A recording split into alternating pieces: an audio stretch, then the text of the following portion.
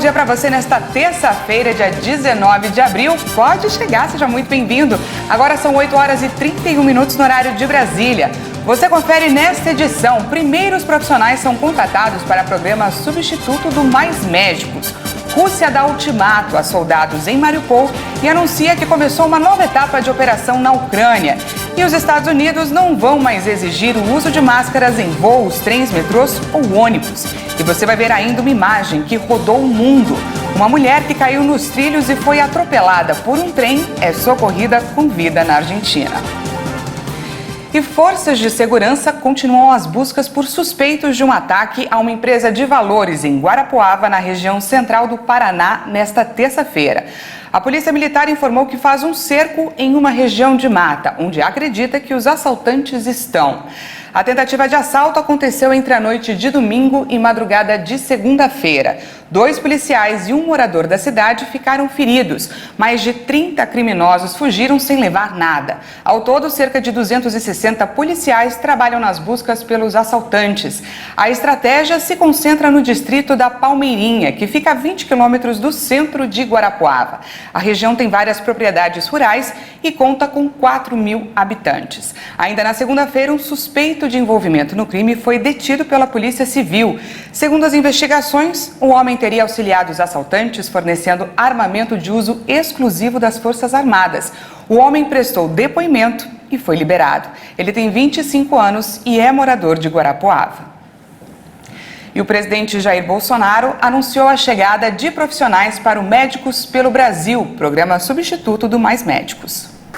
De acordo com a Agência Brasil, na primeira etapa, mais de 500 profissionais foram chamados entre médicos e tutores para serem distribuídos em 24 estados. Mais de 1.700 profissionais devem ser convocados até o final do mês. Quero cumprimentar o Queiroga para esse programa Médicos pelo Brasil, onde médicos de verdade, bem remunerados, vão ser espalhados pelo Brasil para bem atender a nossa população. Isso não é uma continuação do programa Mais Médicos da senhora Dilma Rousseff. O programa foi criado em 2019 para, de acordo com o governo, estruturar a carreira médica federal para locais com dificuldade de fixar o profissional e com alta vulnerabilidade social. Os locais incluídos no programa foram definidos por graus de prioridade baseados em critérios do Instituto Brasileiro de Geografia e Estatística e no percentual da população vulnerável. O ministro da Saúde, Marcelo Queiroga, provocou várias reações ao anunciar que o governo vai declarar o fim da emergência em saúde pública de importância nacional em relação à Covid. A medida é utilizada há 2 anos para que os governos exerçam severas medidas contra a doença. O anúncio foi feito em cadeia nacional e transmitido em todas as emissoras de rádio e televisão do país. O ministro da Saúde, Marcelo Queiroga, disse que o ato normativo que regulamenta o fim da emergência de saúde pública, a ESPIM, está em processo de finalização e deve ser publicado no Diário Oficial da União nos próximos dias. A ESPIM foi colocada em prática em fevereiro de 2020 pelo então ministro Luiz Henrique Mandetta. A medida é uma portaria que foi editada pelo governo federal para o desenvolvimento de estratégias urgentes para conter o avanço da Covid-19 no país. Marcelo Queiroga acredita que o Brasil esteja em fase final da pandemia do novo coronavírus e que a população vai ter que aprender a conviver com a doença. Ele justificou essa nova decisão. O primeiro é o fundamento epidemiológico. Como sabemos, nós temos uma queda expressiva dos casos e dos óbitos nos últimos 15 dias.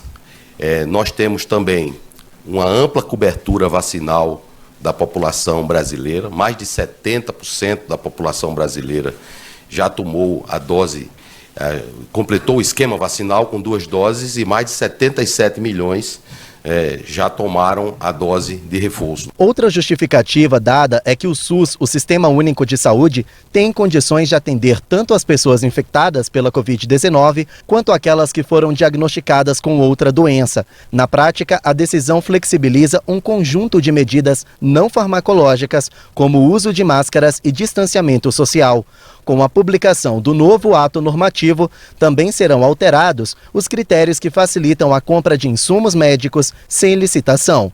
E é necessário que haja uma transição para que não tenhamos prejuízos na assistência à saúde. Quero frisar que nenhuma política pública de saúde será interrompida.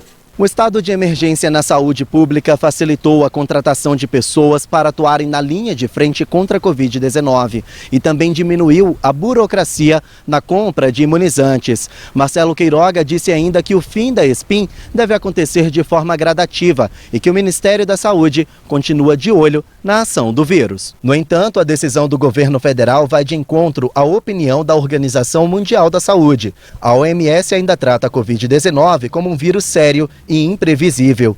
A organização também manteve a urgência internacional em relação à doença.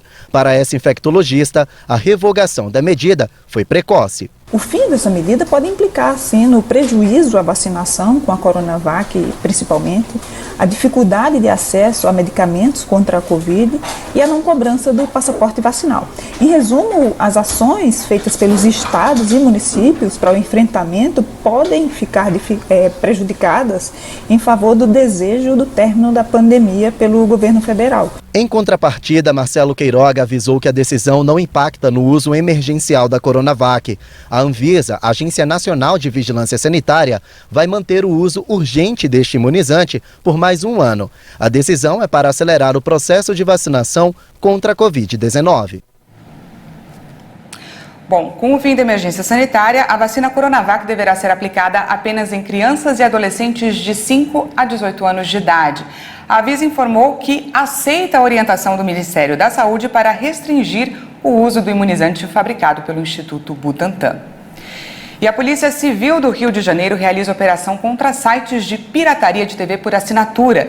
De acordo com as investigações, a nova fase da Operação 404 mira 3 portais que totalizam 46 milhões de acessos ilegais.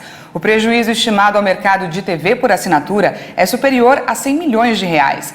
Os agentes cumprem mandados em 13 endereços do Rio de Janeiro, Duque de Caxias, Magé, Cabo Frio e Casimiro de Abreu.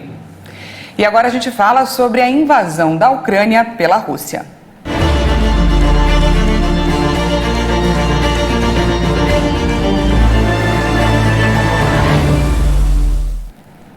Neste 55º dia de conflito, a Rússia dá novo ultimato para que soldados ucranianos e mercenários estrangeiros em Mariupol se rendam e promete que vai salvar as suas vidas. Como contrapartida, Moscou oferece um cessar-fogo de 2 horas para que as forças ucranianas possam deixar o local sem armas nem munições. O ministro das Relações Exteriores da Rússia, Sergei Lavrov, disse que Moscou está iniciando uma nova etapa do que chama de operação militar especial na Ucrânia. Ele anunciou ainda que 1.260 alvos foram atingidos em território ucraniano na noite de segunda-feira. E o presidente ucraniano anunciou ontem que a ofensiva russa está focada no leste da Ucrânia, uma região parcialmente sob o controle de separatistas pró-russos.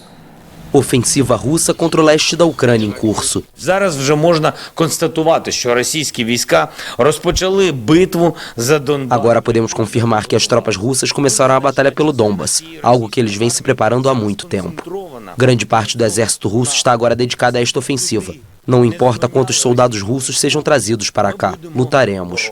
Vamos nos defender, faremos isso diariamente. Não vamos desistir de nada ucraniano e não precisamos do que não é nosso. Mais cedo, o governador ucraniano da região de Lugansk, Sergei Gaidai, relatou combates em Rubizhny e Popasna e em outras cidades pacíficas. De acordo com autoridades regionais, pelo menos 8 civis morreram nesta segunda por disparos e ataques russos. Apesar de menos noticiada, a guerra da Rússia com a Ucrânia continua. Hoje faz 55 dias que o país tem sido intensamente atacado pelos russos e o número de mortos e feridos só cresce. Enquanto a Rússia convoca ucranianos a se renderem, Volodymyr Zelensky recorre aos países do Ocidente para que pressionem os russos a pelo menos voltarem à mesa de negociações. Nesta segunda-feira, o presidente ucraniano entregou um documento com as respostas da Ucrânia a um questionário da União Europeia concretizando mais um passo rumo à adesão do país ao bloco. Para falar mais sobre esse assunto, a gente conversa agora com Marcelo Fantin, que é especialista em direito internacional. Bom dia, senhor Marcelo, seja muito bem-vindo. Bom dia, prazer estar aqui. O senhor me escuta bem, me vê bem? Então, sim, claro. Já vou para a minha primeira pergunta. Primeiro eu gostaria que o senhor explicasse para a gente o que seria essa nova fase de operação na Ucrânia que foi anunciada hoje.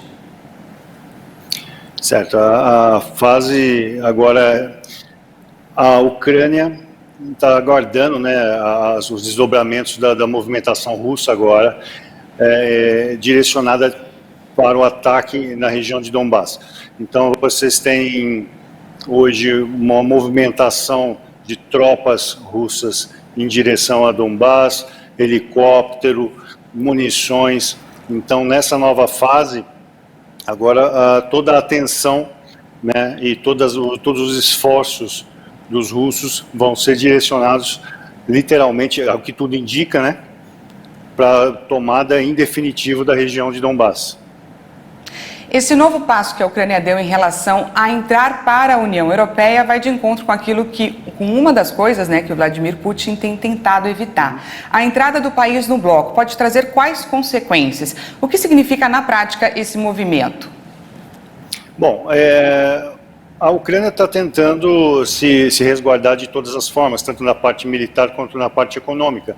A entrada da Ucrânia na União Europeia vem, né, na realidade, é uma continuidade do que já havia, da intenção que já existia, né, de Zelensky desde o início, o que foi o estopim para o início da guerra. Mas, de qualquer forma, agora ele não vai voltar atrás, vai continuar tentando, né, já entregou inclusive o questionário, né, para o pessoal da União Europeia, e o que vai acontecer é que o Putin vai usar mais essas desculpas, né, para continuar a guerra sem sentar na mesa de negociação, não retornando à mesa de negociação, né, porque inclusive o Zelensky está insistindo na entrada da União Europeia, o que para a Ucrânia como país, né, vai ser muito bom, porque dá uma garantia econômica, comércio, enfim, tudo que envolve a entrada deles na União Europeia. Isso tudo então pode inflamar ainda mais o conflito, né? Com certeza vai dificultar muito as negociações, a volta da Rússia à mesa de negociações, porque eles já disseram desde o início da guerra, né, que não abriam mão da não entrada da Ucrânia na União Europeia, assim como a não entrada na OTAN. E o presidente ucraniano Volodymyr Zelensky, ele tem feito uma série de pedidos de socorro, principalmente para os Estados Unidos, que acabaram concedendo um pacote adicional de 800 milhões de dólares ao país. Houve o vazamento de uma cópia de uma carta enviada pelo Kremlin à Casa Branca com um conteúdo de ameaça, onde a Rússia avisa os Estados Unidos que caso o governo Joe Biden e a OTAN continuem armando a Ucrânia, o mundo inteiro sofrerá com consequências imprevisíveis. O que significaria essa carta? Anunciaria o risco do uso de armas biológicas, por exemplo? Olha, a Rússia tem um histórico recente de uso de armas biológicas, né? Eles utilizaram essas armas na Síria e eles fazem desde o início da guerra, quando houve aquela movimentação dos países ali em prol da Ucrânia, que poderiam, se qualquer um desses países intervisse no conflito, poderiam haver aí consequências catastróficas, conforme ele informou. Então, assim, eles têm as armas biológicas, já utilizaram, estão lançando mão dessa ameaça, né, mas não diretamente informando que utilizariam de armas biológicas. O que leva a gente a ficar torcendo para que sejam apenas ameaças, principalmente porque o mundo inteiro está vendo, né? O mundo inteiro está assistindo a essa guerra diariamente. Então, um uso de armas biológicas nessa escala seria muito prejudicial e realmente, uma vez que, se isso acontecesse, eu acredito que agravaria ainda mais o conflito, podendo existir realmente uma intervenção um pouco mais severa e direta dos países da OTAN no conflito, o que agravaria muito a situação. E a gente torce para que eles voltem à diplomacia, né? A conversar e a se entender o quanto antes. Nós vamos para o intervalo e no próximo bloco vamos falar sobre os Estados Unidos que não vão mais exigir o uso de máscaras no transporte público. E ainda, uma mulher caiu no trilho de um trem na Argentina e sobreviveu. É em instantes, nós voltamos já.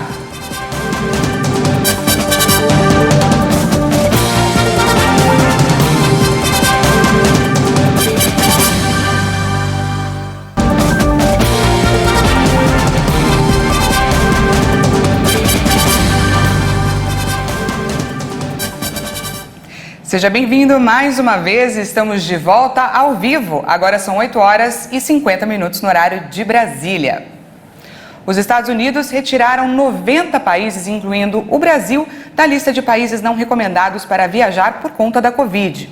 Agora o Brasil integra a lista de alto risco, mas ao lado de nações como Portugal, França e Reino Unido. A recomendação do Centro de Prevenção de Doenças é para que os viajantes estejam em dia com as suas vacinas. E os Estados Unidos foram além e determinaram também que o uso das máscaras no transporte público por lá não é mais obrigatório. A magistrada Catherine Mizell, de Tampa, na Flórida, determinou que os Centros de Controle e Prevenção de Doenças, o CDC, ultrapassaram sua autoridade ao impor a exigência que se aplica a aviões, trens, metrô e ônibus. O CDC é a principal agência sanitária federal. Nas últimas semanas, o governo do democrata Joe Biden vem sofrendo uma crescente pressão para flexibilizar ou anular a medida. Cerca de 20 estados liderados por republicanos e várias grandes companhias aéreas pediram o fim do uso obrigatório de máscaras nos aviões e outros meios de transporte público. Mas, na semana passada, as autoridades federais decidiram estender a exigência até pelo menos 3 de maio. A ordem de utilização das máscaras foi emitida pelo CDC em 3 de fevereiro de 2021, pouco depois de Biden assumir a Casa Branca. O governo americano considera decepcionante a sentença da juíza, afirmou a porta-voz Jen Psaki, ressaltando que o CDC segue recomendando a utilização de máscara no transporte público. Vale pontuar que a medida é para o território dos Estados Unidos. Para voos internacionais, a Associação Internacional de Transporte Aéreo diz que cabe a cada empresa aérea decidir as normas para o embarque que podem ou não exigir o uso de máscara. E no Brasil, o número de mortes por Covid está abaixo de 100 vítimas e o número de casos ficou acima de 8 mil em um dia. O país confirmou mais 66 mortes por Covid-19 em 24 horas. O total de óbitos pela doença desde o início da pandemia já chegou a 662.026. Também foram registrados 8.470 novos casos de Covid-19 em um dia. Ao todo, já são 30.661.000 diagnósticos confirmados. A média móvel de mortes chegou a 100 vítimas diárias. A curva apresenta tendência de queda, com uma variação de menos 48% em relação a 2 semanas. A média de casos na última semana foi de 14.179 registros por dia. Os dados mostraram uma tendência de queda, com uma redução de 37% em relação a 2 semanas. E vamos verificar como está a vacinação aqui no Brasil. O país já aplicou mais de 424 milhões e 403 mil doses de vacinas contra a Covid. Você confere agora o nosso vacinômetro. Segundo o Ministério da Saúde e as secretarias estaduais de saúde, a primeira dose foi aplicada em 82,88% da população, enquanto 76,27% dos brasileiros tomaram a segunda dose. E os que receberam a dose de reforço chega a 39,8% dos brasileiros. No total, mais de 11.523.000 doses foram aplicadas nas crianças que estão parcialmente imunizadas. E mudando de assunto, o preço médio nacional da gasolina fechou a primeira quinzena de abril com o maior valor já registrado, de R$ 7,49, 3% maior em comparação com o mês de março. A cada semana que passa, o preço da gasolina assusta ainda mais os brasileiros. Em abril do ano passado, o combustível custava em média R$ 5,74. Esse ano é de quase R$ 7,50, uma alta de mais de 30%. Na comparação com o mês de março, a gasolina ficou mais barata apenas na Bahia, onde alguns dias atrás o litro passava dos R$ 8,00. Por outro lado, nessas 2 primeiras semanas do mês, os estados de Piauí, Paraná e Pernambuco registraram um preço mais alto nas bombas. Teresina se tornou a capital mais cara para abastecer. Em alguns postos da região, o litro pode chegar até R$ 8,20, valores maiores que os registrados em Aracaju, São Paulo e Rio de Janeiro. Já a mais barata é de Porto Alegre, onde na grande maioria dos postos o litro do combustível não chega a R$ 6,80. Agora o álcool subiu em média 4,5%, chegando a pouco mais de R$ 5,00. Apenas nos estados de São Paulo, Minas Gerais, Mato Grosso e Goiás é economicamente mais vantajoso abastecer com etanol, segundo especialistas. E com os combustíveis em alta, os brasileiros procuram as motos, que gastam menos. Tanto que no primeiro trimestre as vendas aumentaram quase 34%. E olha, tem gente na fila à espera da encomenda. Guilherme é comerciante e precisa de agilidade para andar em São Paulo. Sempre utilizava o carro para atender os clientes, mas hoje o preço dos combustíveis pesa no bolso. E por causa disso, ele busca uma nova alternativa de transporte. Já estou sentindo. Todo mês aí um abastecimento, hoje um tanque de um carro, 300 e poucos reais. Segundo a Abraciclo, o número de motos emplacadas em março cresceu 46,8% em relação a fevereiro. Em comparação com o mesmo período do ano passado, a alta foi de 33,7%. E quem compra esse tipo de veículo hoje é quem busca por economia, como é o caso do Guilherme. Hoje o nosso perfil é bem diversificado, desde motos para trabalho até as pessoas que não utilizavam moto e por questão de custos, hoje procuram uma motocicleta. A pandemia trouxe melhorias para o setor em relação às vendas. Um dos motivos dessa alta é o aumento no número de trabalhadores em aplicativos de entrega.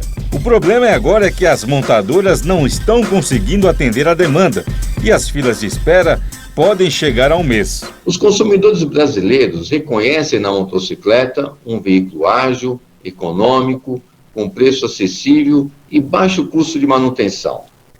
E com a escalada dos preços dos combustíveis, essas vantagens ficaram ainda mais evidentes. A expectativa é que mais de 1 milhão de motocicletas sejam feitas só neste ano, o que corresponde a um aumento de 7,9% em comparação ao ano passado. Um mercado que segue aquecido e com perspectiva de crescimento, mas há variáveis que precisam de atenção do consumidor. Um desses é a inflação, que afeta o poder de compra, além de fatores que impactam nos custos, como é o caso do abastecimento do setor de peças. Apesar disso, especialistas acreditam que o mercado vai continuar aquecido, já que os consumidores veem o transporte como uma forma de economizar.